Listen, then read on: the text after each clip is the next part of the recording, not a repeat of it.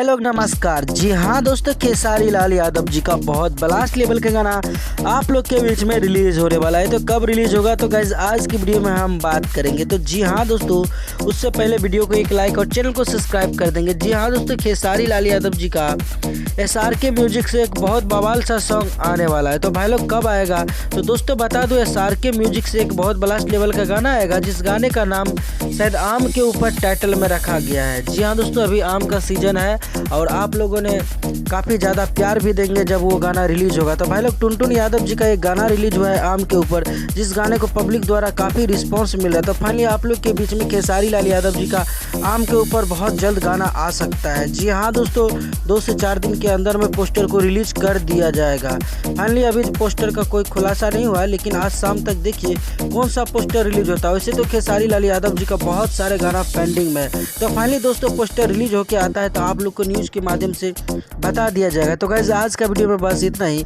मिलते हैं नए वीडियो के साथ। वीडियो पसंद आती है तो लाइक करिएगा। धन्यवाद दोस्तों।